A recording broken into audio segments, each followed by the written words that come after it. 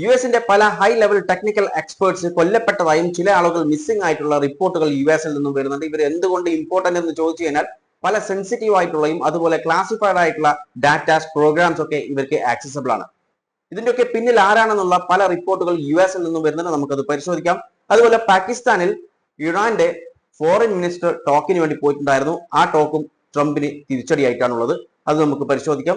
അതുപോലെ street of ഹോർമൂസിൽ ഇറാന്റെ കപ്പലുകൾ മറികടന്നു. അതായത് യു എസിന്റെ ബ്ലോക്കേഡ് ഉണ്ടായിട്ടും അത് മറികടന്നിട്ടാണ് ഉള്ളത് എന്നുള്ള റിപ്പോർട്ടുകളാണ് വന്നിട്ടുള്ളത്. നമുക്കത് പരിശോധിക്കാം.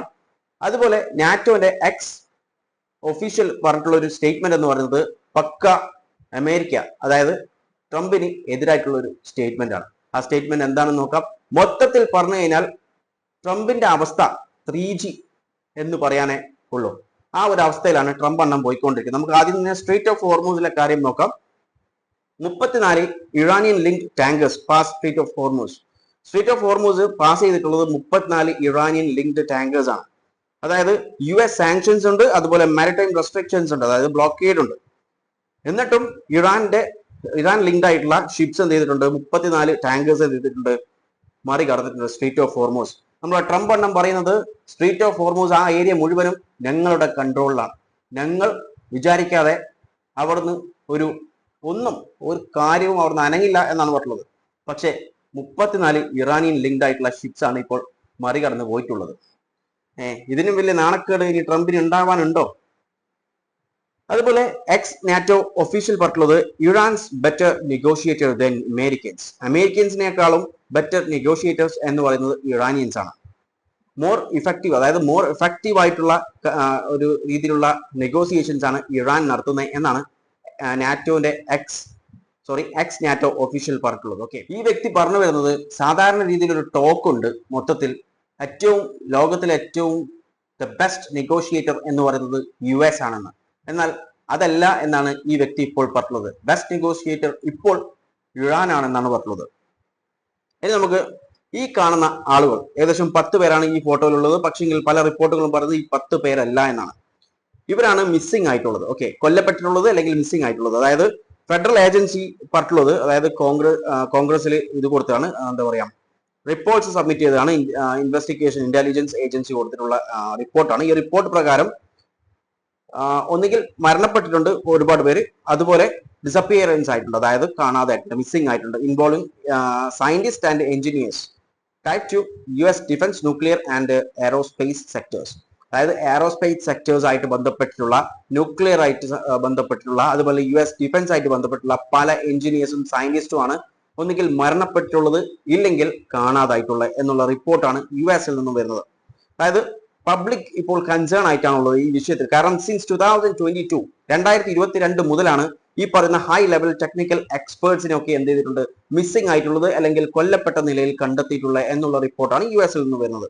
അതോറിറ്റി പറയുന്നത് not confirm any connections between the incidence തമ്മിൽ യാതൊരു തരത്തിലുള്ള കണക്ഷൻസും ഇല്ല എന്നാണ് പറയുന്നത്. പക്ഷേ ഇവിടെ അതായത് പബ്ലിക്സിനും അതുപോലെ ലോ മേക്കേഴ്സ് അതുപോലെ ഒഫീഷ്യൽസിനൊക്കെ ഉള്ള ഒരു കൺസേൺ എന്ന് പറയുന്നത് ഈ പറയുന്ന ആളുകളൊക്കെ, അതായത് ഈ individuals high level technical experts കൊല്ലപ്പെട്ടത് അല്ലെങ്കിൽ മിസ്സിംഗ് ആയിട്ടുള്ള ആളുകൾ എന്നൊക്കെ പറയുന്നത് these individuals with access to sensitive classified programmes അല്ലെങ്കിൽ സെൻസിറ്റീവ് പ്രോഗ്രാംസിൽ ആക്സസിബിൾ ആയിട്ടുള്ള ഇൻഡിവിജ്വൽസ് ആണ് ഈ കൊല്ലപ്പെട്ട ആളുകൾ അല്ലെങ്കിൽ കാണാതായിട്ടുള്ള ആളുകൾ. അതുകൊണ്ട് തന്നെ ഇതിന് എന്തോ കണക്ഷൻ ഉണ്ട് എന്നുള്ള റിപ്പോർട്ടുകളും US നിന്നും പുറത്തു വരുന്നുണ്ട്. ഇപ്പോൾ ഹൗസ് ഓവർസീസ് കമ്മിറ്റി ചെയർമാൻ പറഞ്ഞിട്ടുള്ളത് റിക്വസ്റ്റ് ചെയ്തിട്ടുണ്ട് ഇന്റലിജൻസ് ഏജൻസിയോട് ബ്രീഫ് ചെയ്യാൻ വേണ്ടി ഈ ഒരു ഇഷ്യൂവിൽ. കാരണം കൃത്യമായിട്ടുള്ള രീതിയിലുള്ള ഇൻവെസ്റ്റിഗേഷൻ വേണം. കാരണം ഈ ആളുകൾ ഒക്കെ പറയുന്നത്, അതായത് ഹൈ ലെവൽ ടെക്നിക്കൽ എക്സ്പേർട്ട്, ഈ എക്സ്പേർട്ട് സയന്റിസ്റ്റ് ആവട്ടെ അല്ലെങ്കിൽ എഞ്ചിനീയേഴ്സ് ആവട്ടെ, ഇവരൊന്നും സാധാരണക്കാരല്ല. ഈ എന്താ പറയാ, സെൻസിറ്റീവ് ആയിട്ടുള്ള ക്ലാസിഫൈഡ് ആയിട്ടുള്ള പ്രോഗ്രാംസ്, ഡാറ്റാസ് ഒക്കെ ആക്സസിബിൾ ചെയ്യാൻ പറ്റുന്ന ആളുകളാണ്. അപ്പം അതിൻ്റെതായിട്ടുള്ള പ്രാധാന്യം അതിന് കൊടുക്കണമെന്നും പറഞ്ഞിട്ടുണ്ട്. അതുപോലെ ഫെഡറൽ ഏജൻസി പറഞ്ഞിട്ടുള്ളത് ഈ ഇൻസിഡൻസ് ഒന്നും തമ്മിൽ യാതൊരു തരത്തിലുള്ള എന്താ പറയാ കണക്ഷൻസ് ഇല്ല എന്നാണ് പറഞ്ഞിട്ടുള്ളത്. മറ്റു റിപ്പോർട്ടുകൾ, അതായത് ഇതല്ലാതെ മറ്റു റിപ്പോർട്ടുകൾ പറയുന്ന കാര്യം എന്ന് പറയുന്നത് 2 കാര്യങ്ങളാണ്. ഒന്ന്, ഇതിന് ഇറാനുമായി ബന്ധമുണ്ട് എന്നാണ് പറഞ്ഞത്. അതായത് ഇറാൻ ചെയ്തിട്ടുള്ള കാര്യങ്ങളാണെന്ന് പറഞ്ഞത്. കാരണം US പല സെൻസിറ്റീവ് ആയിട്ടുള്ള കാര്യങ്ങളൊക്കെ അറിയാൻ വേണ്ടി ഇറാൻ ചെയ്തിട്ടുള്ള ഒരു കാര്യമാണെന്ന് പറഞ്ഞത്. പക്ഷേ ഇതിനേക്കാൾ കൂടുതൽ പല റിപ്പോർട്ടുകളും വരുന്നത് മൊസാദിനെ ചൂണ്ടിക്കാണിച്ചിട്ടാണ്. കാരണം ഇപ്പോൾ നമുക്കറിയാം അല്ലെങ്കിൽ ട്രംപ് എന്ന് പറയുന്നത് ഇസ്രായേലിന്റെ ഒരു കളിപ്പാട്ടം പോലെയാണ്. ഇസ്രായേൽ ചാടാൻ പറഞ്ഞാൽ ചാടും, അങ്ങനെ പറഞ്ഞിട്ട് നടക്കുന്ന ഒരു ടീമാണ് ഇപ്പോൾ ആയി മാറിയിട്ടുള്ളത്. അപ്പോൾ ഇതിന് പിന്നിൽ ഇങ്ങനെയുള്ള, അതായത് ഇസ്രായേലിന്റെ കയ്യിൽ, അതായത് മൊസാദിനെ വെച്ച് ഇസ്രായേലിന്റെ കയ്യിൽ ഇപ്പോൾ ന്റെ പല സെൻസിറ്റീവ് ആയിട്ടുള്ള, അതായത് ഈ ടീംസ് എന്ന് പറയുന്നത്, ഇവർ എന്ന് പറയുന്നത് ഡിഫൻസിലും ന്യൂക്ലിയർ അതുപോലെ എയറോസ്പേസ് സെക്ടേഴ്സിലൊക്കെയുള്ള എക്സ്പേർട്സ് ആണ്, സയന്റിസ്റ്റ് ആൻഡ് അതുപോലെ എന്താ പറയാ എഞ്ചിനീയേഴ്സ് ഒക്കെയാണ്. അപ്പോൾ പല സെൻസിറ്റീവ് ആയിട്ടുള്ള അല്ലെങ്കിൽ ക്ലാസിഫൈഡ് ആയിട്ടുള്ള ഡാറ്റാസും ഇപ്പോൾ ഇസ്രായേലിന്റെ കയ്യിലുണ്ട്. അത് വെച്ചിട്ടാണ് നെ ഭീഷണിപ്പെടുത്തി ഇസ്രായേൽ പറയുന്നത് പോലെ ഇപ്പോൾ ചെയ്യിക്കുന്നത് എന്നാണ് പറഞ്ഞിട്ടുള്ളത്. കാരണം ഇപ്പോൾ ഇസ്രായേൽ പറഞ്ഞിട്ടുള്ളത് ഇറാൻ അടിക്കാൻ ഞങ്ങൾ തയ്യാറാണ്, പക്ഷേ ന്റെ അടുത്ത് ഒരു ഗ്രീൻ സിഗ്നൽ കിട്ടണം എന്ന് പറഞ്ഞത്. പക്ഷേ അത് കൊടുക്കുന്നില്ല. കാരണം ന് അതിൻ്റെതായിട്ടുള്ള പ്രഷസും കാര്യങ്ങളൊക്കെ ഒരു വഴിക്ക് വരുന്നുണ്ട്. പക്ഷേ അതേസമയം പല റിപ്പോർട്ടുകളും സൂചിപ്പിക്കുന്നത് മൊസാദിനെയാണ്. ഒരുപക്ഷെ അത് ശരിയായിരിക്കാം. കാരണം മൊസാദിനുള്ള ലിങ്ക് നമുക്കറിയാം, ലോകത്ത് എല്ലായിടത്തും മൊസാദിന് ലിങ്ക് ഉണ്ട്. നിന്ന് വരുന്ന പല റിപ്പോർട്ടുകളും അനുസരിച്ച് ഈ കാണുന്ന 10 പേര് മാത്രമല്ല, അതിൽ കൂടുതൽ ആളുകൾ, അതായത് ഹൈ ലെവൽ ടെക്നിക്കൽ എക്സ്പേർട്സിനെ, സയന്റിസ്റ്റിനെ, എഞ്ചിനീയേഴ്സിനെ നിന്നും കാണാതായിട്ടുണ്ട്, കൊല്ലപ്പെട്ടിട്ടുണ്ട് എന്നുള്ള റിപ്പോർട്ടുകളും പുറത്തു വരുന്നുണ്ട്.